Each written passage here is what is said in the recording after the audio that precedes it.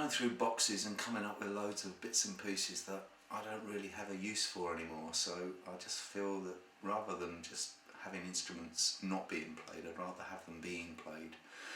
So I'm just getting rid of a whole pile of stuff. First off, I've got the first, sorry about that, I've got the first prototype of a Chieftain Custom. This is, I think, olive wood. Sounds amazing.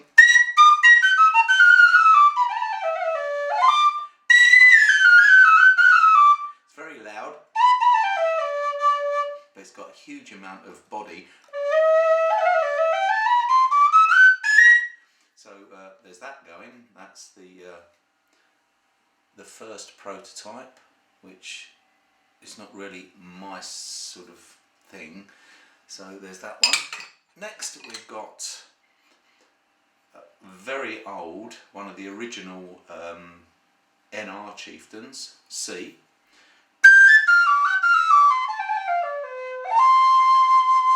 Lovely whistle, absolutely beautiful. It doesn't even have a date on it, but lovely whistle. I've got this, it's a Dixon B flat.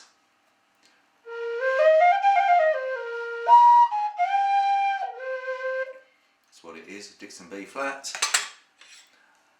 I've got an NR B flat. I think Dean Haig wanted one of these. So I found one, so this could be yours.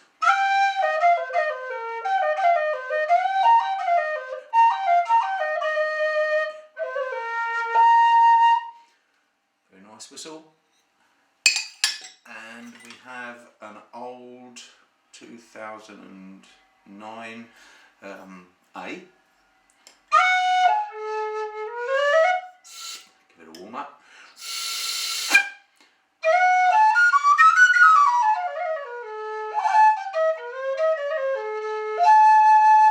So there's that one. Moving up, we've got a very beautiful, again 2006 Chieftain NR G, which we're going to actually start producing these again.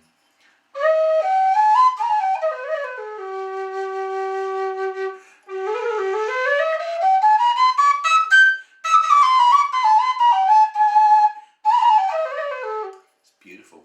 I should keep it, but I've actually got a tunable version of this, so I've no use for it. What's next? This is the first prototype of the V3. You can see it there. I've reconditioned it, and this is the very. All it's got is a slight D on it. This was the very first model we had to see if it worked, and it's.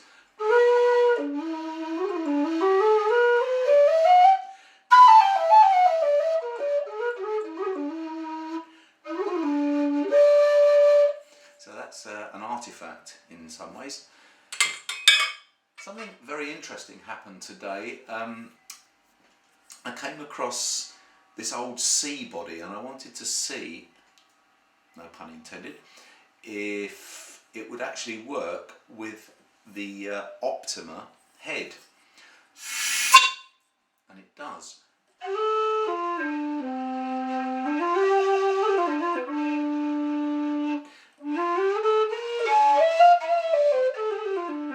There's a little bit of tweaking needed, but I think what I'm going to do is start making the Optima in a C, because I get a lot of people saying, oh, where can I get a C from? I want a low C, and I always direct them to my ex-partner in the whistle world. Hopefully he's got quite a bit of business out of the C manufacturing, but I rather like the idea of having an Optima C.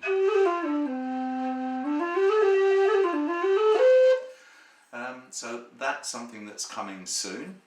I wanted to show a little bit of the difference between a Kerry Pro and an Overton. That was the other thing. Somebody asked me about what does a Kerry Pro have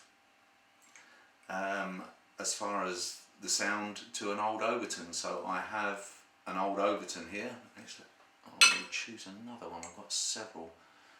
Where is it? Ah, no, actually, moving on. Sorry, this is a very live situation here. The other thing I've got for sale is an old Kerry Pro head that I actually didn't have a body for, and I just put an Optima body on it. So this is for sale.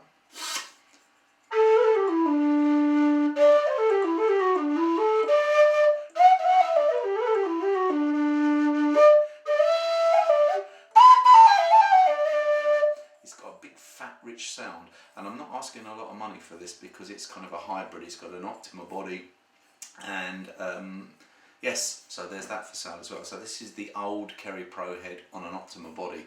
Now, oh, and not forgetting, we've still got this old OS Chieftain.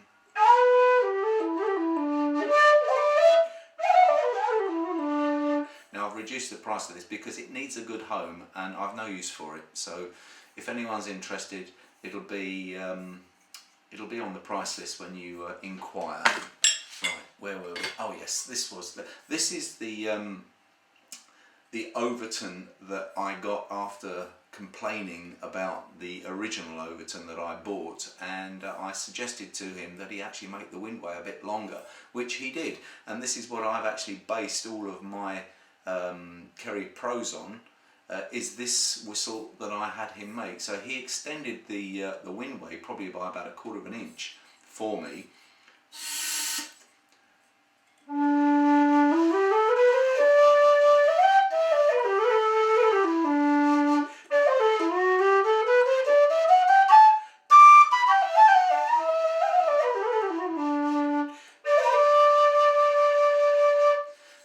And this was always my kind of benchmark whistle.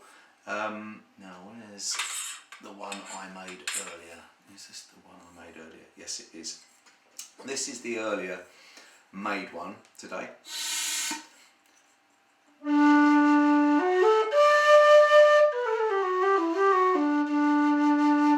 Now if you look at these, I'll hold it up to the camera as close as I can and just kind of spin them around. Kerry Pro, Bernard Overton Low D. I'll give you another demo of it. Give it a chance.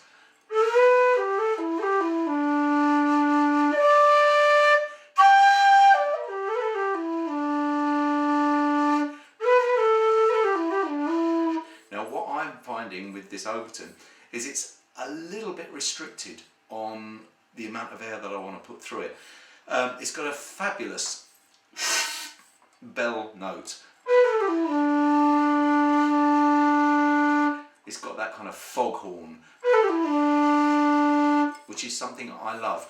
And what I did over the years is I tried to get my whistles so they had a little bit more. I'm feeling a bit of kind of compression in there. It's a bit too much for my liking. So when we go on to the Kerry Pro, I've built into my whistles what I didn't really get out of the Overton. There's a bit more free flow of air.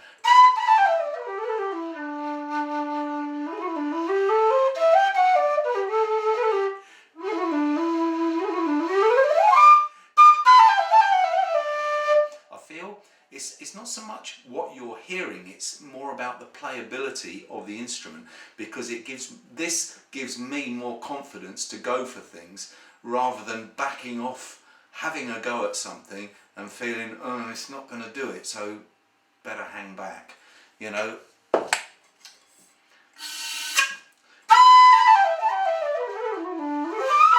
See, I'm pushing air through it and it's just splitting and screeching and so I've got to, as Chief would say, nurse. You have to nurse the whistle. And when you get to the point where I am, I don't have to nurse a whistle. I want to play it and I want to feel confident about it.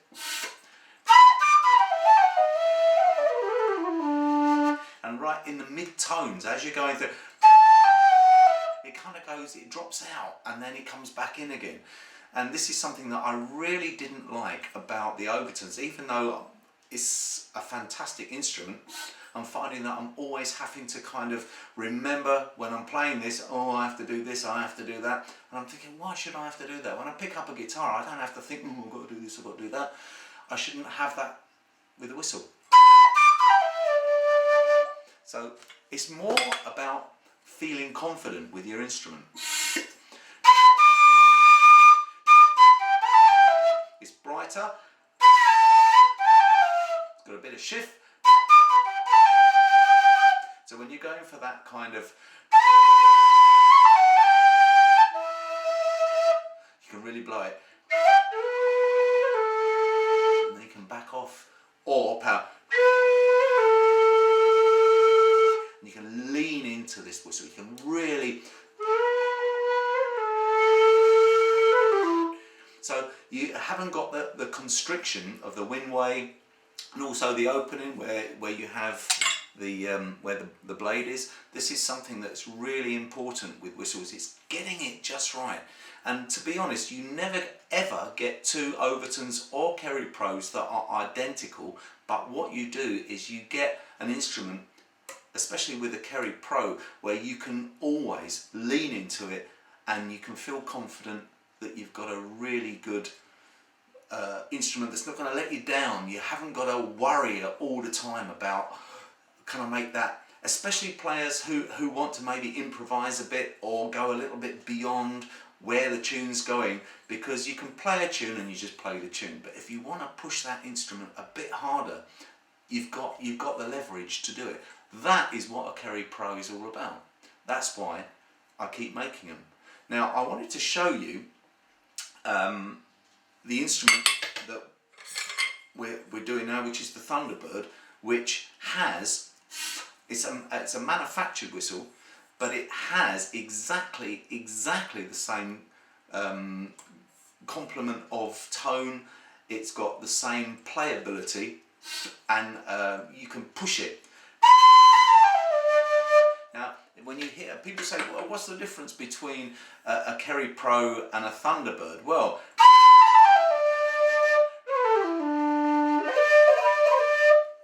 Kerry Pro, automatically I'm feeling slightly more open sound, but you've got that absolute solidarity with the instrument.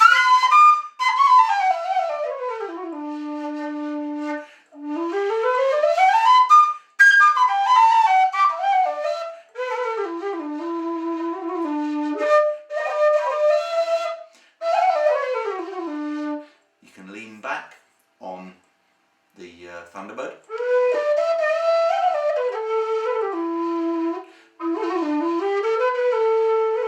Doesn't have to be loud. With a bit of tonguing and not much else. You can sit in a flat, surrounded by people, no one's going to hear you.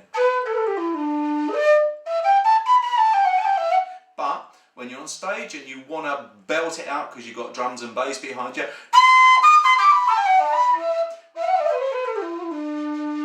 it's a slightly more open sound to the Kerry Pro, but if you want the Kerry Pro, the characteristics are very similar but not identical. So hope this has been helpful, and get in touch if you're interested in any of the previous whistles for Sidle.